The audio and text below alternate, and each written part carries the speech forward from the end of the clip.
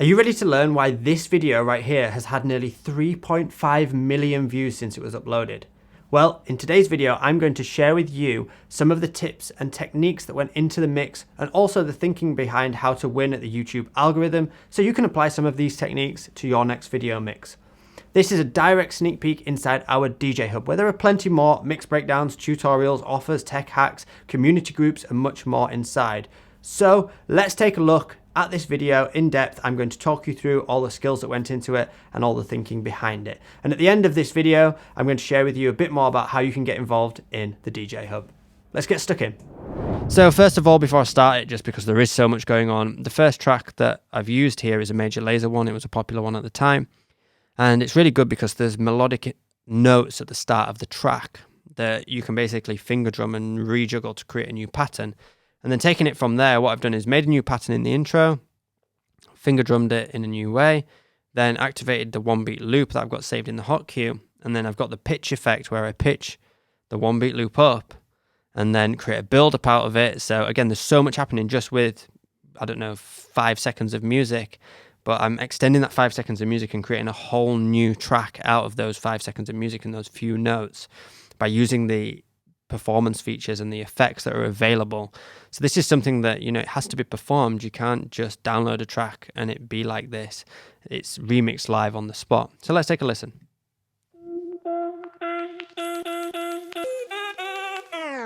And I'm using the break effect there as well.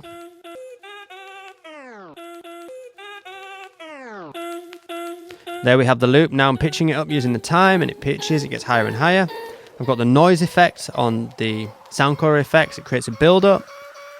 Tightening the loop, making it tighter and tighter. This is my own build-up, just out of that one sound. Now, I've left the song at 100% up on the pitch effect. And this has basically pitched it right up. So I'm going to then use the same notes as I did at the start, but scratch them and do some creative stuff with them over the next track. So have a listen.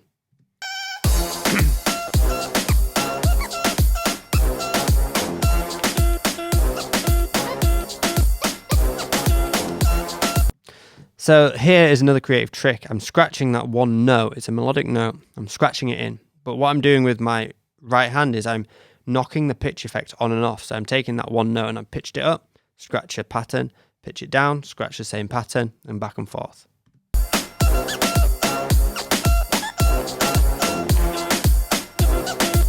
Nobody do it like we do it, so show us some love. It also helps that a lot of these tracks are well known, they're recognizable, or remixes of well known tracks. Add some basic effects to indicate that something's about to change.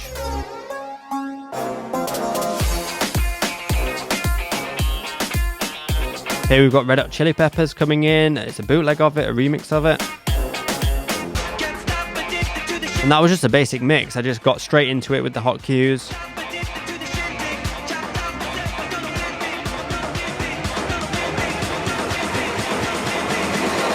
But you can see this is an edit of it, and it goes from the original BPM of like 100 or so, and in the edit it goes up to 124 BPM. So this is a way that I could transition between different genres really quickly in the mix because the track did it for me, and I just added some effects to really add to that build-up.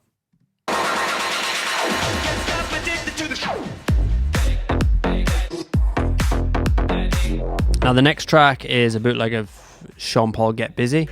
It's got the vocals of Shake That Thing, and I've just got hot cues set on them, and I'm sampling them in with the Crossfader.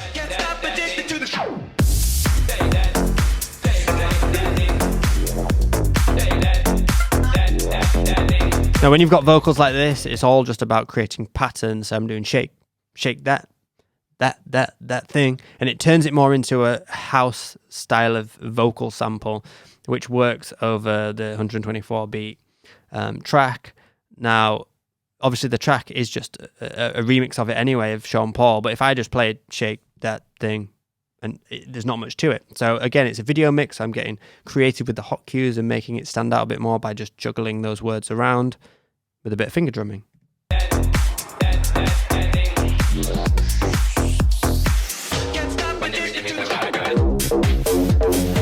There I just had a hot cue set 4 beats before a drop and just getting the timing right, the phrasing right, let the next track drop in.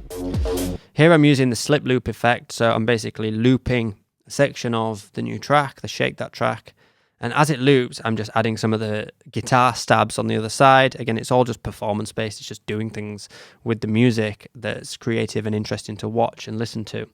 It might be a bit too much to do in a club environment. People won't know what's going on because they need to listen to music and dance to it, but in this kind of video, it works really well.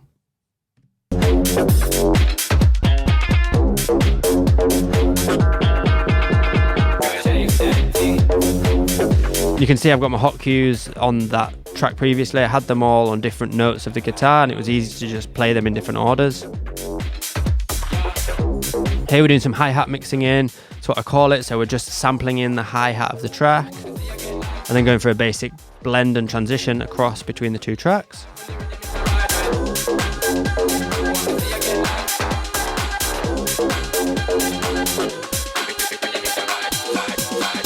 And now, because it's building up, I want to create my own build-up, loop it, half it, add in the trans effect to make the choppy sounds.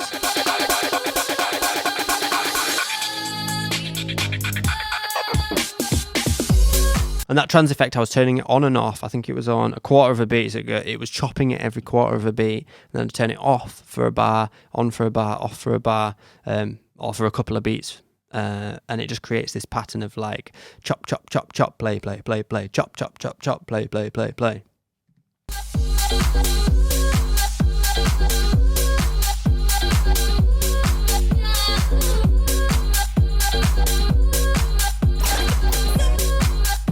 So this now, because it's instrumental on the left-hand side, I wanted to add a vocal in. So I've got a classic vocal, Show Me Love, and I'm just scratching parts of that vocal over the top.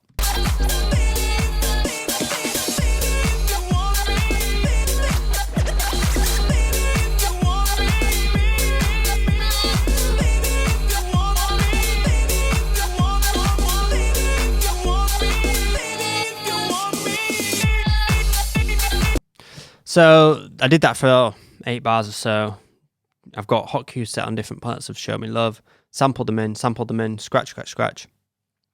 It's a case of just setting up hot cues on different words and then really experimenting with it in that way. In the next section of this, I've got loops saved in my hot cue bank of just basically bits of melodic information. So what I mean by that is bits of the vocal that when it loops, it's just like a pitch of sound, like different tones. And then when they loop, what I can do is I can cut them up. Now, I used trans effect before, but this time I'm going to use just the crossfader to create patterns with the crossfader. So I'd make a pattern like da da da da da da da da da da da da da da da.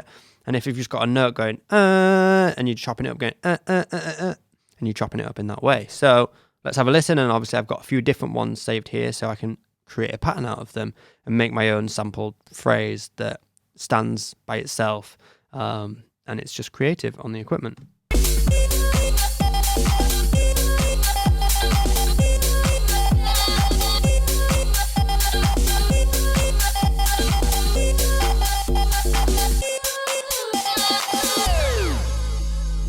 And that's it. Hit the vinyl break, stop the track, I set a loop at the end and just tighten the loop. It's a nice way for the mix to finish.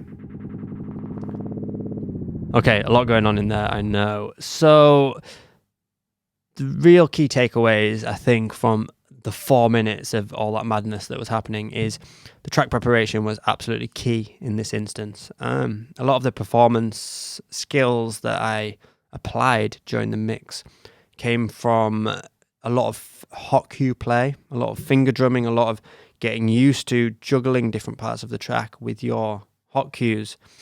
So, you know, having a little vocal sample and saying hot cues on different words, I can just chop that up in different ways. Having a melodic part, you know, at the start where I used the major laser track, it was again just hot cues on different notes within it. With the Show Me Love, it was just hot cues on different vocal parts and then hot loops on different vocal tones. And it's all just creating patterns and using those patterns to really enhance the mix. I hope you can take some of those skills, apply them to your own video mixes, and even maybe in some of your live sets. It's just something really fun to do and creative, and I hope you've got some insight into why potentially this video has done so well on YouTube. And yeah, I hope to see some of these skills in some of your mixes very soon. Thanks for watching, and I'll see you in another mix breakdown very soon. I hope you enjoyed that breakdown. As I said at the start, this is from inside our DJ Hub, which is a platform you can log into on any device. We also have a dedicated iOS app as well that you can log in and view all your lessons and tutorials on there too. It's full of advanced training, mix breakdowns, tutorials, offers for some of the industry leaders, tech hacks, ways to manage your music library, and so much more, including exclusive community groups for you to chat with hundreds of other DJs just like yourself from around the world. It's a thriving community, and if you want to get involved and be a part of it, you can take another sneak peek inside by just clicking the link either in the description or in the card, and you can see some more lessons from inside there and see if it's for you. Thanks again for watching. Please remember to give this video a thumbs up, subscribe to the channel, and I'll see you in another video very soon.